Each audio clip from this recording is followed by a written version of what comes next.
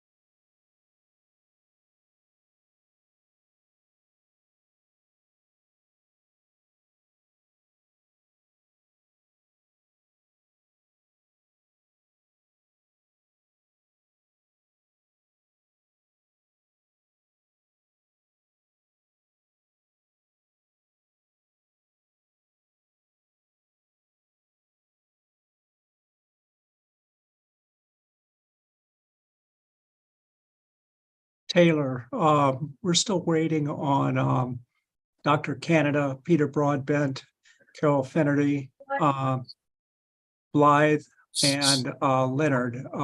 There's Blythe. Have any of those people said they would not be able to attend? No, I hadn't heard anything like that, but I'm going to reach out to Robert and Peter. Great. Blythe is here. I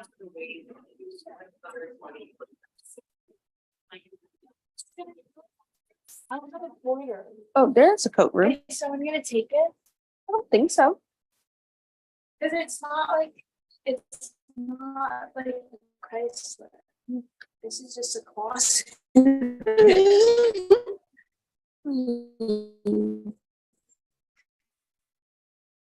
Hey, Taylor. Oh, there you go.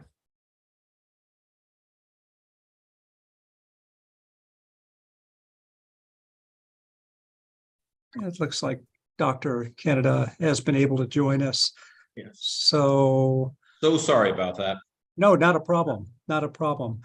That means I think we've got everybody but 3 people. And if you all agree, I think we should probably forge ahead to make sure we are able to cover everything. We do have one additional late entry to the agenda today, which will come at the end. And that's just a heads up about a regulatory action that the board will have to vote on in June. So with that, I would like to start it off with Roger Christman's report on HB 1844. Can everyone hear me? Yes. Yes. Okay. Well, since we're being recorded, I'm going to go ahead and just read what was inserted in the board packet about this legislation, and then I'll give you some of the background of it. House Bill 1844 amended 42.178 of the Virginia Public Records Act. And the library asked for this adjustment to the Public Records Act after the Attorney General's office discovered a loophole in the law's privacy protections. All permanent archival records deposited in the state archives of the library must be open to the public unless otherwise restricted by law. Medical or student records transferred to the archives remain closed per HIPAA or FERPA, but only if they are deposited in the archives directly from a covered entity. such as a state hospital or educational institution, for an example. When individuals share their own medical or educational information with a state agency or the governor's office when seeking assistance, the privacy protection is lost when these records come to the archives, as agencies in the governor's office are not regarded as covered entities under laws such as HIPAA or FERPA. Thus, information that an individual shared with government under the expectation it would be private becomes public on transfer to the state archives. Now, the library had already restricted educational medical records regardless of where they came from. So 1844 codifies the privacy protection for sensitive records such as these to convey with the records when they are transferred to the archives for the same period that they are protected when held by a covered entity. And this came about, I should back up that for a little history lesson here, that the archivists at the library, we're not attorneys. We try to do the best we can to navigate these restrictions, but it's not easy because the Public Records Act says records restricted by law shall remain restricted for 75 years. There's no one place in the code that handily lists all those areas that are restricted. And some of it's not in the code at all, like attorney-client privilege and mediation aren't referenced in the code. So we've had to rely on working with the Attorney General's office as we discover something to ask these questions. And I've had good experiences working with Carrie Nee and after Carrie, Audrey Burgess, and helping us navigate these questions. But her answers, their answers sometimes opened and led to even additional questions. And I was asking Audrey Burgess about certain examples of records that are in clemency files and if those were open or restricted. And this specifically came about, I was asking if DNA results, test results, were considered a medical record. And that's when Audrey came back and said, they're not covered. Neither are educational records under FERPA and HIPAA as we thought. So she told us we didn't really have a legal problem. We had a political problem that we needed to get this changed to restrict what we all thought was already restricted. So, and this doesn't end. We still, the law is constantly changing and we continue to ask questions and get feedback because, in the past, we've sometimes restricted things on good faith that shouldn't have been restricted. So we're trying to unravel this as best we can, working with counsel. So any questions? That's all I have for that.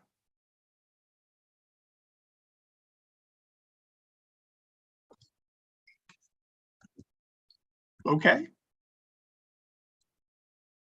Thanks, Roger. Roger, I'm sorry, Roger. Actually, it's Blythe. I do have a quick question. Sure. Since, and I know you've gotten your feedback from, Audrey and prior to that, Carrie, has the Library of Virginia ever sought their own legal opinion outside of an attorney general representative? I'm just curious. It's not in relation to this. I just mean, does anyone know overall if we've ever asked? No, the only time that I can recall library used outside counsel was the mediation dispute between the library and former Governor Jim Gilmore in 2002. That's my only, and that was very specific and very tailored because they had a conflict of interest. So the Attorney General bowed out. I think if anyone else on here can chime in who may know. And Roger, wasn't that based on a recommendation from the Attorney General's office that we seek outside counsel? Yes, I think they had a conflict. So they recommended we get outside counsel for that. Okay, thank you. Roger, thank you so much. Dr. Metz, I'll take over now if you don't mind. And let me apologize. I'm having some visual things on my screen. I look like I'm red. And so I want to take it down now. But if you can hear me, that's great. So the next item on the agenda, Ms. Jordan.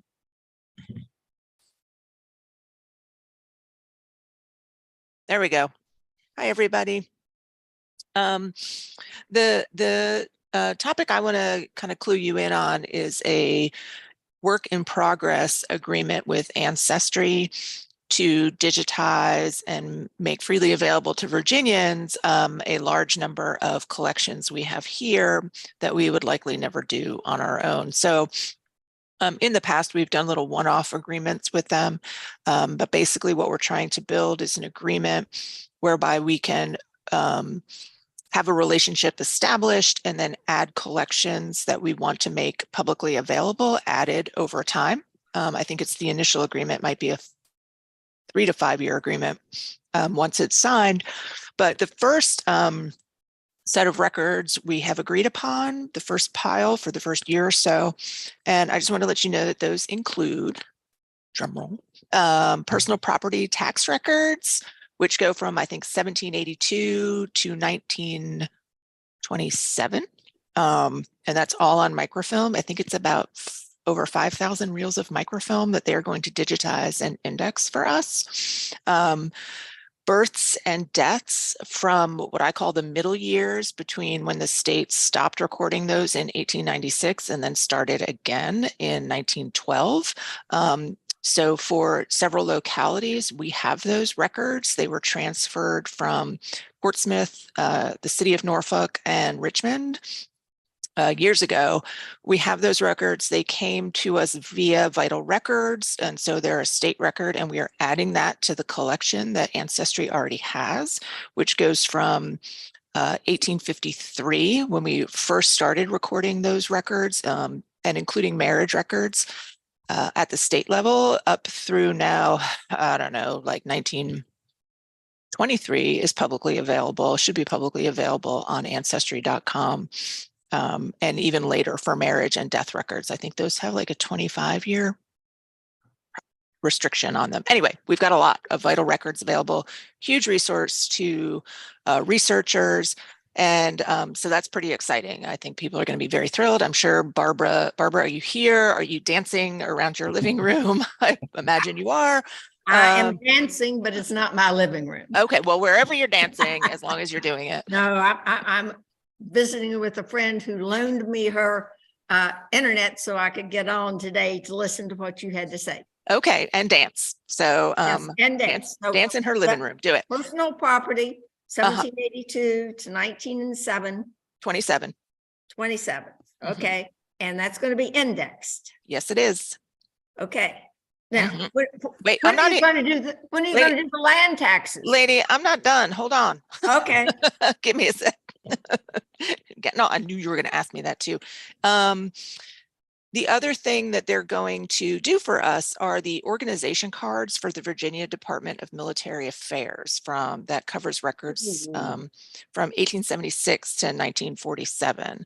And there are many, many thousands of these cards. And John Metz might know more about these in detail, but they're basically index cards that indicate various branches of service, I think through the state, of soldiers from, I guess, all different branches of the military. Is that correct? And has various enlistment information. Some are more detailed than others. John? Yeah, these are basically an abbreviated form of the service record that was provided. And it's especially important given the records, the military service records that were destroyed in St. Louis in 1973. So in many cases, this is unique information that'll be making its way out to the public. Yeah, and we had actually looked into having these digitized through Backstage, and it was going to be outrageously expensive because the way the microfilm was created, it's like each card is a separate frame, and they went along one way and then they microfilmed it on the same film on the bottom. So it's this, just trust me, it's bananas. It would have cost a fortune to have them separate each little card out into its own record. And then we would have had to index the stuff, which I was not really interested in doing. So Ancestry is very excited about doing this collection as well. And we might be adding actually some other records that the Virginia National Guard has related to soldiers, I think, killed in action in Korea. John? Yeah, wounded in action, killed in action. Let's see, wounded, killed, and taken prisoner during Korea. So this is the big first pile. Land taxes, we offered those up. Those are kind of back burner for now. So those are on the list, but they are going to be more than busy with what we have here. The material that's on microfilm, the microfilm will be sent to Ancestry since we have extra copies. We have interlibrary loan copies. Some of the births and deaths are actually originals, so they will be coming here on site. We will set up a space for them. They bring all their own equipment and they have professional digitization staff who will do the work here on site. The records will be available behind the paywall on Ancestry Institution, but we do have a portal, so to speak, that they've created for us called Ancestry for Virginians, that anybody in Virginia can have free access to these records. So all of this content will be added to what's there, which also includes all those other births, deaths, and marriages that I mentioned, materials that I think Ancestry and maybe Family Search digitized on their own that are probate records from the localities of Virginia. So we didn't actually have anything to do with that project, but they've added it to our portal. So Virginians can have free access to that. They don't have to have a subscription. And a couple other collections that they've had of ours that we actually have on our site too. And so it'll all be available there. They will send us metadata and images if we want them, and we can post them after a period of time, which if Ancestry's got it and it's free, I don't see necessarily at this point why we would do that. But you never know. We might be flush and have nothing else going on. So we'll want to put up all the stuff that they created for us. But that's what's happening now. That's where we are on this big project. Question. I'm ready. Lay it on me. I know you are. Now, you said 3 to 5 year agreement. Yeah.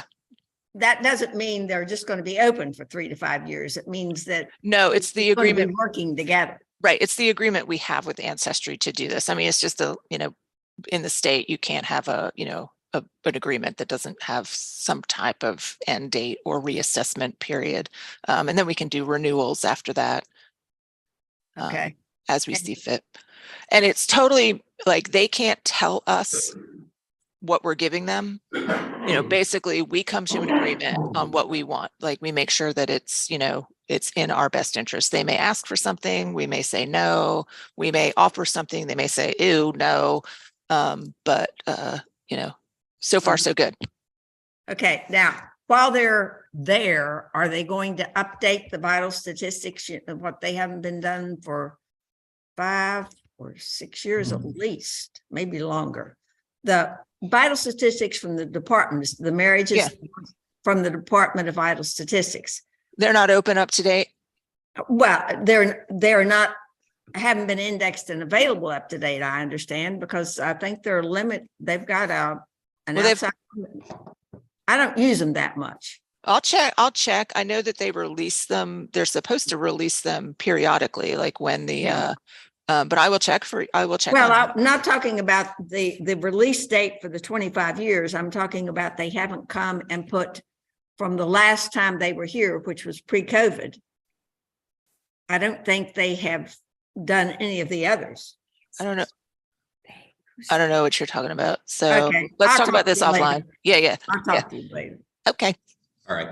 And that may be part of the agreement that Ancestry has directly with Vital Records. That's what I was wondering. Mm-hmm. Yeah, but we don't. That's not our agreement. Somebody. Yeah, but I that's think not yours. That's genealogists plotting the vital statistics in Ancestry, which we can do. I thought everything was up. I thought they were finished and it was all up. But we'll talk they later, were Barbara. supposed to do a continuing thing. I think we'll talk later. Yeah. All right. Thank you. Any other questions for Ms. Jordan? I didn't know who the name was. Okay, someone's whispering. Ms. It Jordan. wasn't me. I know. I can't whisper. You know that. I know. Well, Ms. Jordan, thank you. Thank you so much. Okay.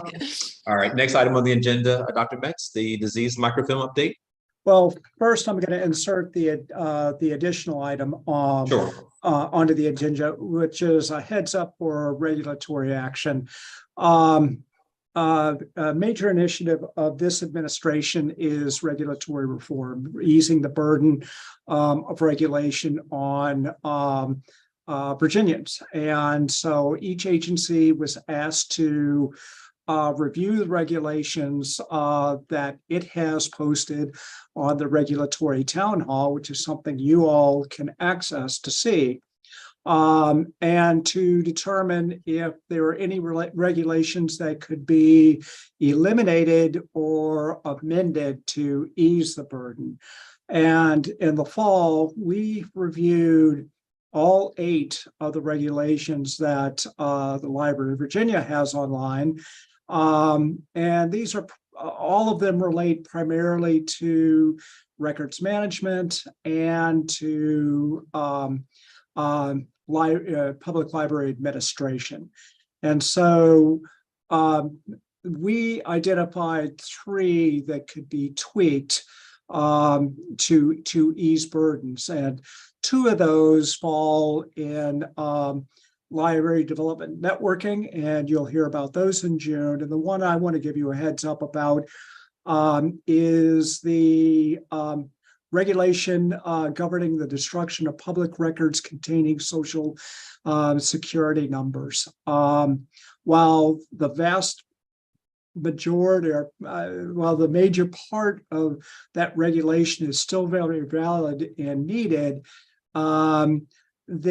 we did find that there is one requirement that is that as it currently stands, that is redundant. And in fact, very few, if any, agencies are following that, which is right now, destruction of documents with social security numbers are supposed to have an agency witness available to watch the destruction.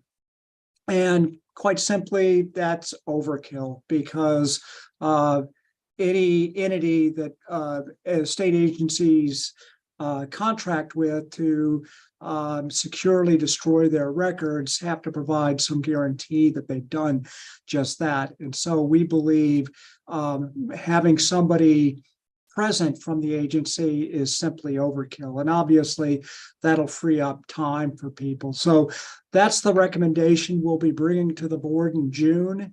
And if the board agrees, we'll spend next fiscal year actually implementing that change. And if you know anything about the regulatory process, it's rather drawn out and intricate. It involves focus groups and all sorts of things. It will take the better part of a year to complete that, but we don't see any real obstacle or opposition to what we're doing. So just wanted to give you a heads up.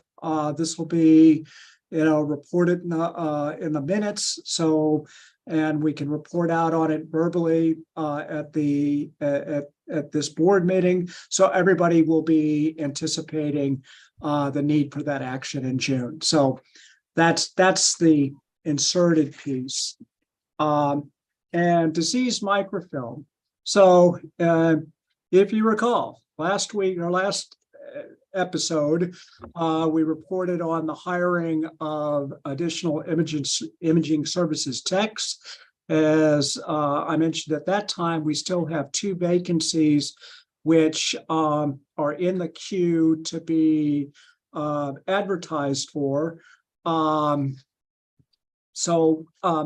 But that said, we have, we have, in addition to Mike LeGrand, a staff of 5 that are now turning their attention not only to the regular business, but more importantly to disease microfilm. And they're making really good progress. Training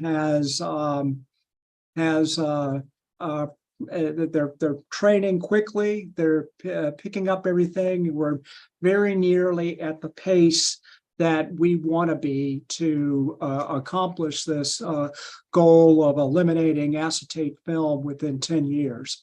So with that, to date, we have pulled and inspected nearly 23,000 reels of film.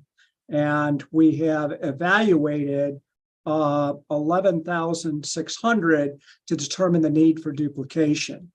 And of that number, we've determined that 8,000 needed to be replaced. Now, keep in mind, this is not a straight line formula. We started with local records, which were being filmed early. We knew that there would be a lot of acetate film there. So we still believe that there's a higher number of acetate that will need to be duplicated up front. And then as we get through that and start getting into state agencies and other film that we have, we expect that ratio to be lower. But I just wanted to point that out. We have sent a total of 7,500 reels from the media vault to Backstage for duplication, which includes the 513 sent in December 2022 and the 500 sent this past February. And we're preparing to send an additional 625 reels next week. So as I said, we're approaching that threshold or that target that we want to be duplicating at. And I think that once we bring on 2 additional imaging services techs, we actually may be able to achieve a higher number of reels going to Backstage with every shipment. So let's see, what else can I report about that? We got a report from Backstage that I thought it might be interesting for you to hear again about some of these most affected reels that are, reels that we knew would be problematic. And, with the first batch that we sent from the film lab, it was a small batch at Backstage's request so they could really focus on identifying all the potential issues. They obviously, I noticed the strong smell of vinegar. Let's see.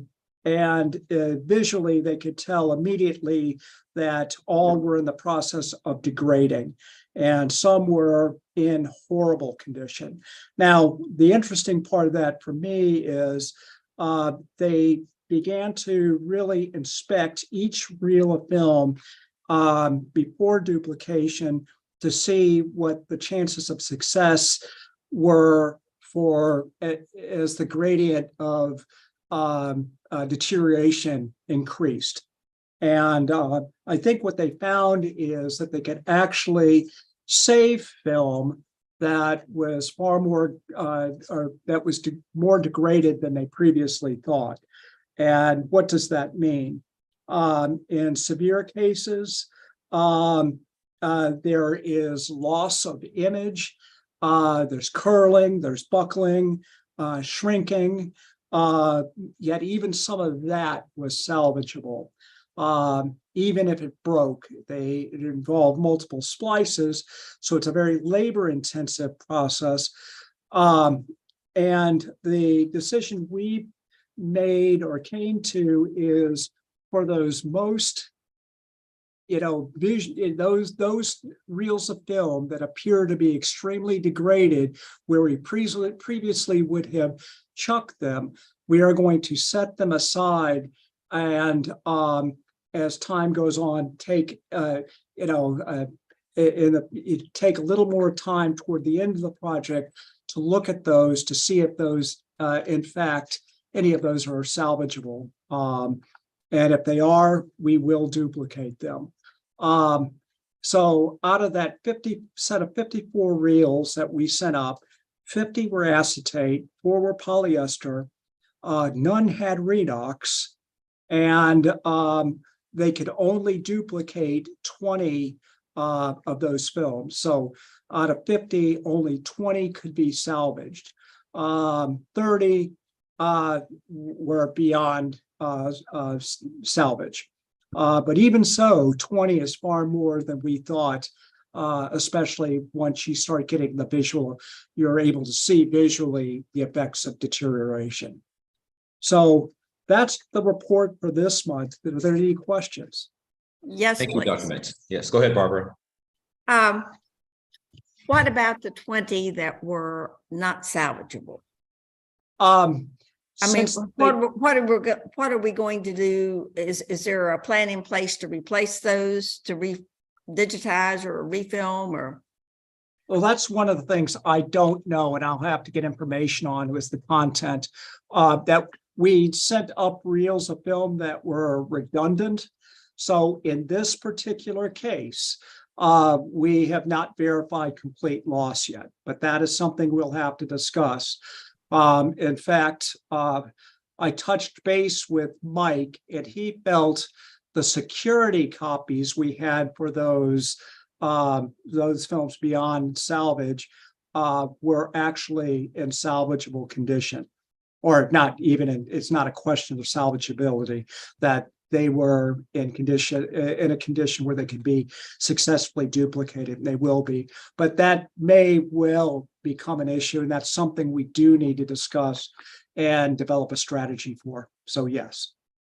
Okay, thank you. Additional questions for Dr. Metz?